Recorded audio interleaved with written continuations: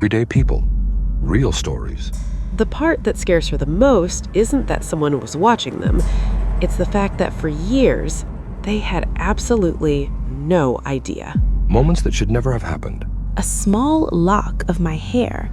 It had been tied together with a thin black thread, like someone had cut it and kept it. Tonight's stories come from people who experienced something unsettling, something they still can't explain. At first, they were just sad messages asking why I didn't want to be with him. Then they turned into angry ones. He started calling me names, accusing me of leading him on. You're listening to Terrora, presented by Survival Horror Ambience. When I was in middle school, there was this kid named Daniel who transferred to our school halfway through the year. I remember everyone talking about him at first because he looked way older than the rest of us. We were in 6th grade, but he looked like he could have passed for a high school freshman. He was taller than most of the boys, broader too, and he had this quiet way of moving around that made people notice him even when he wasn't trying to get attention. The rumor going around was that he had just moved from California to live with his dad because his biological mom wasn't really taking care of him. Apparently, he had missed a lot of school growing up, so when he finally enrolled where we lived, he was already behind a grade or two. At first, people thought he was strange. He didn't talk much. When he did, it was usually quiet and kind of awkward, like he wasn't used to being around people his age. Some of the other kids said he gave off weird vibes, but no one ever really said anything to his face. I actually ended up becoming friends with him. It started during a group project in science class. We got paired together and spent a couple days working on it after school in the library. Once he got comfortable, he was actually really nice. He was funny in this dry, sarcastic way, and he had this habit of making random observations about things that would catch you completely off guard. He also had a really soft side to him. He'd asked how my day was going, remember little details about things I mentioned, stuff like that. At the time, it just felt nice having someone pay attention like that. By the middle of 6th grade, we were pretty close friends. We sat together at lunch sometimes, walked to classes together when we could, and texted occasionally after school. He was protective, too. If someone said something rude to me, he'd get really defensive about it. At first, I thought it was sweet. But looking back now, that was probably the first sign that something wasn't quite right. As we got closer to the end of 7th grade, people started teasing us about being together. The typical middle school stuff. Are you guys dating yet? You'd make a cute couple. Things like that. Eventually, Daniel asked if I wanted to try being more than friends. I didn't know what to say at first. I liked him as a friend, but something about the idea of actually dating him made me feel uncomfortable. I couldn't really explain it at the time. There was just this feeling in my gut telling me it wasn't a good idea. So I told him I thought it would be better if we just stayed friends, and the way his face changed when I said that still sticks with me. At first, he didn't say anything. Then he just nodded slowly and said, okay. But after that, things changed really fast. He stopped talking to me at school. Then he started messaging me. At first, they were just sad messages asking why I didn't want to be with him. Then they turned into angry ones. He started calling me names, accusing me of leading him on, telling me I had embarrassed him. I tried to ignore it and hoped he would calm down eventually, but instead, he started showing up everywhere. If I walked to class, he'd be somewhere in the hallway watching me. If I went outside during lunch, he'd be sitting nearby staring. Sometimes I'd turn around and he'd just be there, like he had been following me. It got to the point where I felt nervous going anywhere alone in school.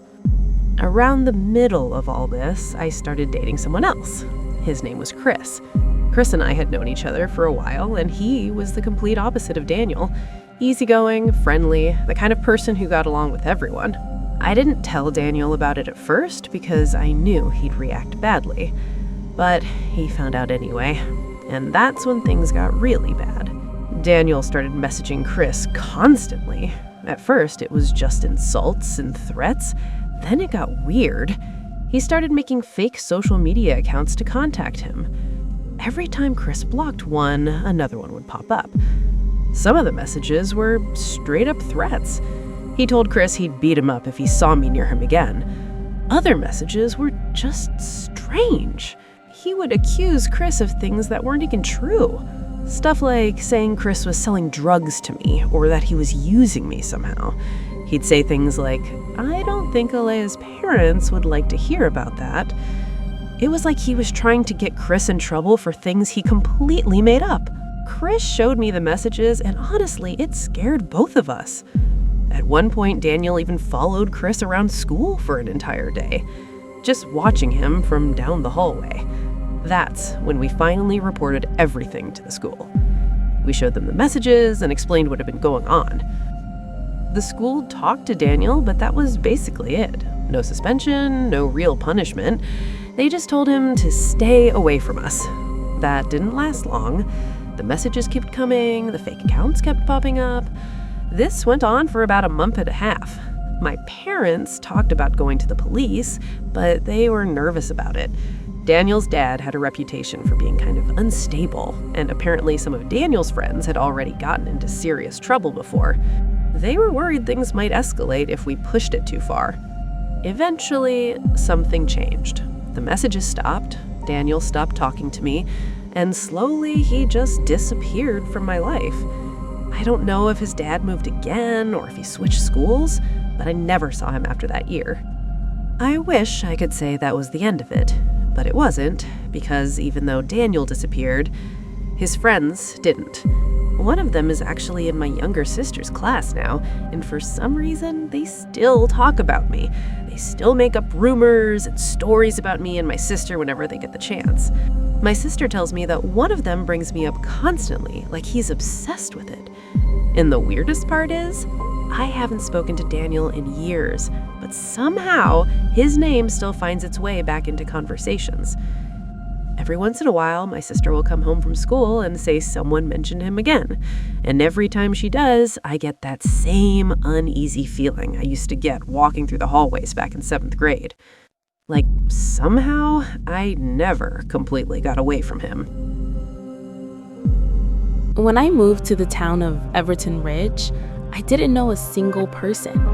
My dad had taken a job at the local paper mill, which meant leaving behind the only place I had ever lived.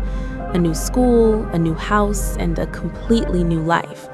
The first few weeks were lonely. Everyone already had their group, their table, their friends. When you're the new kid, it feels like you're walking into someone else's world where you don't really belong yet. So I decided the best thing I could do was just try to be nice to everyone, even the quiet ones, even the people nobody talked to. That's how I ended up sitting next to Evan Mercer. Our history teacher believed in strict seating charts, so one day he pointed to the empty desk beside Evan and told me to sit there. Evan barely reacted when I sat down. He was thin, pale, and always hunched over this notebook he carried everywhere. His dark hair hung low enough to hide most of his face, and he looked like someone who spent a lot of time trying not to be noticed. Still, I smiled and introduced myself. "Hey, I'm Maya." He glanced up for maybe half a second. "Evan." Then he went right back to drawing. That was our first conversation. Over the next few weeks, though, something changed. Evan slowly started talking more. Not much, but enough. He would answer questions about homework, sometimes make a quiet comment during class, and every now and then, he would even laugh at something I said. When you're the new kid with no friends, even quiet company feels nice. But eventually, I started noticing things that made me uncomfortable. Sometimes during class, I would feel like someone was staring at me. When I turned my head, Evan would quickly look back down at his notebook like he had just been caught doing something. I also noticed he looked at me while he was drawing. A lot. At first, I didn't think much of it. I figured maybe he was just shy, or maybe he had a crush. High school was full of awkward moments like that. But there was something strange about the notebook he carried. It wasn't a normal school notebook. It was thick and bound in red leather, the kind that looked worn and scratched like it had been carried around for years. And Evan guarded it like it was the most important thing he owned. He never let anyone see inside. Until the day I accidentally did. It happened during lunch one afternoon. Everyone had gone to the cafeteria, but I had forgotten something in my backpack, so I ran back to our homeroom to grab it. The classroom was completely empty. My backpack was sitting right next to Evan's since our desks were pushed together. I grabbed my phone from my bag, and that's when I noticed his red sketchbook sticking halfway out of his backpack. I probably shouldn't have ignored it, but curiosity got the better of me. So I pulled it out just a little and opened it. The first drawing was a girl sitting at a desk in class. The detail was incredible. Every strand of hair, every fold in the hoodie, every little detail looked almost perfect. Then I realized something. The girl in the drawing was me. I turned the page. Another drawing, me walking through the hallway. Another page, me sitting at lunch. Another page, me tying my hair in the bathroom mirror. My stomach dropped. There were dozens of them. Every page was me. Different moments of my day. Moments I didn't even remember happening. Then I turned another page and felt a chill run through my body. One drawing showed me standing at the bus stop near my house. Another showed me unlocking my front door. That's when it hit me. Evan hadn't just been watching me at school. He had been following me. I shut the sketchbook immediately and shoved it back in his bag before anyone could see me holding it. Then I left the classroom as fast as I could. For the rest of the day, I tried to act normal whenever Evan spoke to me, but inside, I felt completely terrified. And things only got worse. A few weeks later, I woke up one morning and saw something sitting on the window ledge beside my bed. At first, I thought it was just something from my hairbrush, but when I picked it up, I realized what it was. A small lock of my hair. It had been tied together with a thin black thread, like someone had cut it and kept it. After that, I started seeing Evan everywhere. Across the street when I walked home from school, standing outside stores when my parents sent me to pick something up. Once, I even saw him sitting at the bus stop 2 blocks from my house, staring down the road that led to my street. And every day at school, he acted completely normal, quiet, polite, like nothing was wrong. Until the night everything finally snapped. I stayed late after school to finish a project in the library. By the time I left, the building was nearly empty and the sun had already gone down. I started walking toward the parking lot. That's when I heard footsteps behind me, slow, matching my pace. I turned around. Evan was standing there, half hidden in the shadow of the school building. He was holding the red sketchbook. For a moment, neither of us said anything. Then he opened it.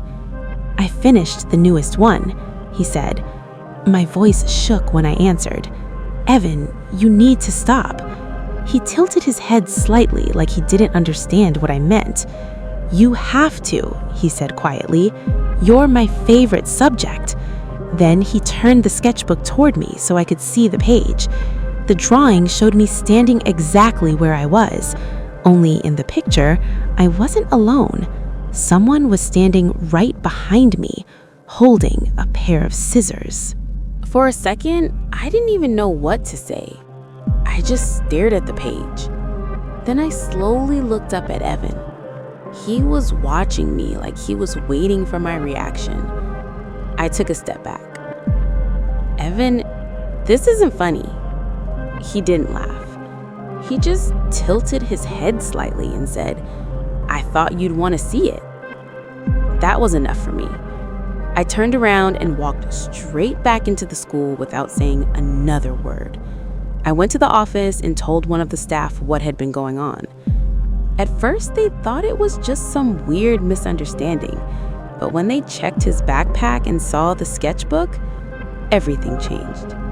There were dozens of drawings, not just of me, of other students too. Apparently, teachers had already noticed him wandering around parts of the school he wasn't supposed to be in. After that day, Evan was removed from my classes. I never saw him at school again. My parents ended up filing a report, and the school moved my schedule around so I wouldn't run into him if he ever came back. For a while, I kept expecting to see him somewhere. At the bus stop, outside my house, somewhere in town, but I never did. I'm 28 now, and I haven't thought about him in years. At least, not until recently. Last month, I was cleaning out some old boxes from high school. Inside one of my old notebooks was a folded piece of paper I'd never seen before. I don't know how it got there, but when I opened it, it was a drawing. A drawing of me, standing in my bedroom. And in the corner of the picture, written in small, messy handwriting, were 2 words: still studying. This is a story my mom and her sisters used to tell me when I was younger. They didn't talk about it often, but whenever it came up, you could tell it still bothered them, even decades later. It all happened when they were growing up in a small rural town. My mom had 2 sisters, and the 3 of them lived with my grandparents in this old house at the edge of town. Behind their house, there was a big open backyard that stretched out toward a wooded area. Up on the hill behind those woods was another house. It sat far enough away that you couldn't really make out details from the yard below, but everyone knew someone lived there. My mom said she rarely ever saw the man who lived there. Sometimes his truck would drive past, or she'd see him walking near the road, but that was about it. For years, they never thought much about him. Then the strange things started happening. The first incident happened when Carla was around 13 years old. She had stayed home from school that day because she wasn't feeling well.